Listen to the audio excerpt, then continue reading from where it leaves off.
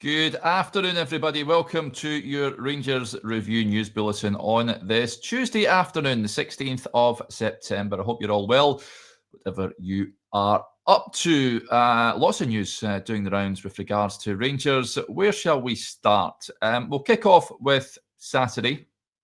Rangers involved in League Cup action against Hibs in the quarter-finals, and the match officials have been announced. Nick Walsh will be the man in the middle, with Frank Connor and Dougie Potter running the lines. Andrew Dallas is on VAR, assisted by Kevin Clancy. So those are the guys that will be taking charge of the game. Now, a lot of controversy emanating from Saturday's defeat to Hearts, not taking away from the inept performance and the ire being directed at Russell Martin. But let's be honest, the match refereeing in that game was really, really poor.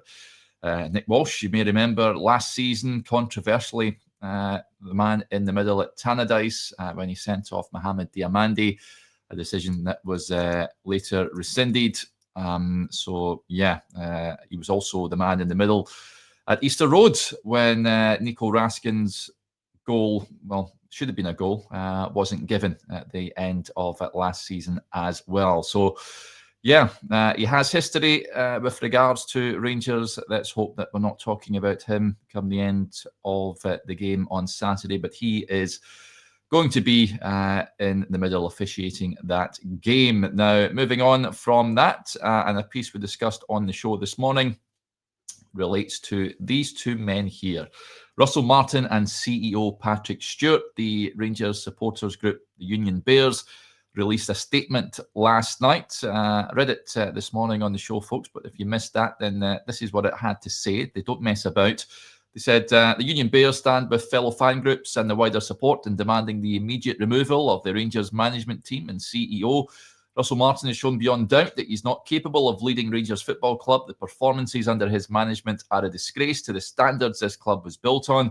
Rangers cannot afford constant upheaval, but in Martin's case, there can be no debate. His failure is absolute, and he must be removed from his duties immediately. Patrick Stewart has been quick to criticise supporters, yet has refused to take responsibility for his own catastrophic decision. As CEO, the appointment of Russell Martin lies entirely with him.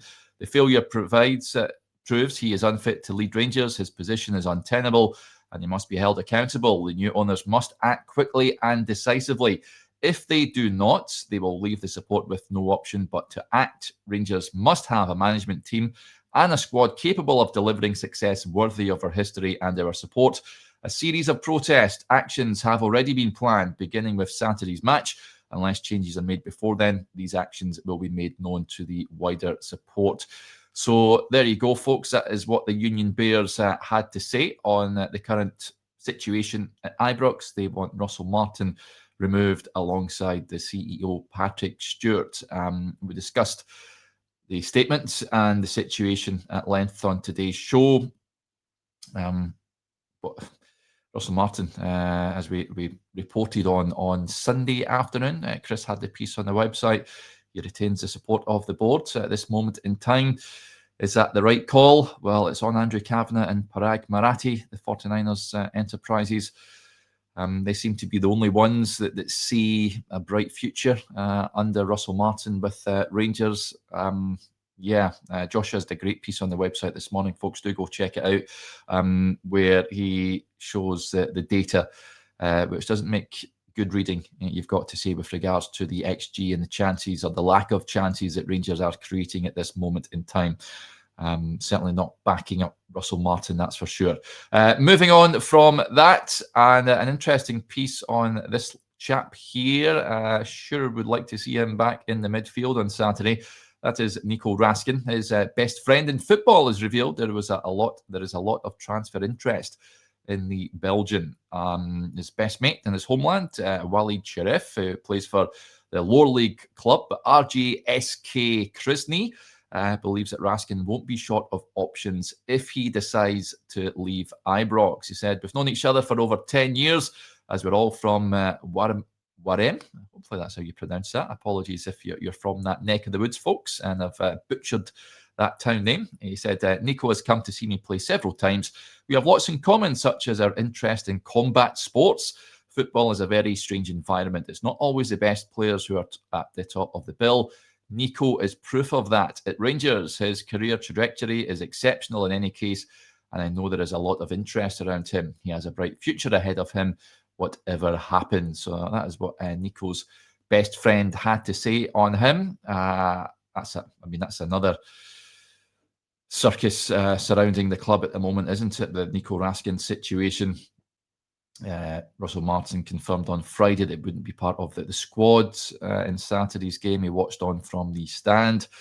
I wonder if that will be resolved for Saturday. We will hear from Russell Martin on Friday, and we'll get a clearer idea as to what the situation is on that front. We'll round off with this, an interesting point of view from former Rangers player Greg Stewart. He says that Russell Martin's tactics are so bad that even Erling Haaland couldn't score for Rangers right now. Greg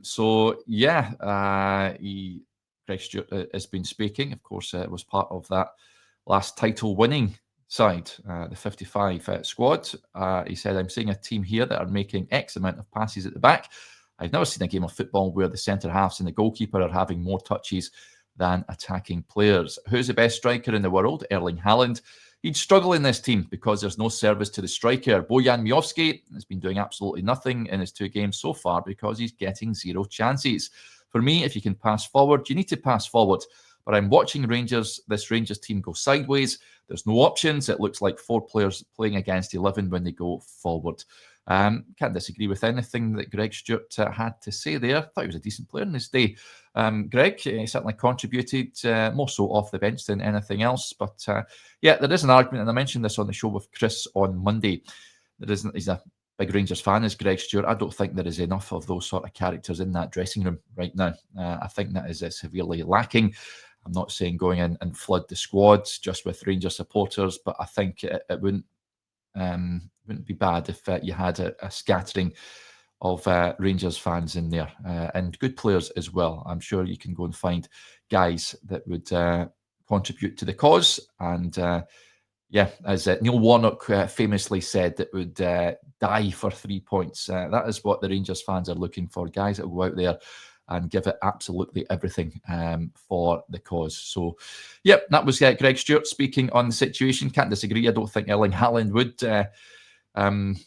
score as many goals as he does for Manchester City if he was in that Rangers side. Don't even think Pelé in his prime would have scored in this Rangers team. They simply don't create any chances, unfortunately, and that needs to change. Right, that will do us there. Big thank you to you all for tuning in to the show.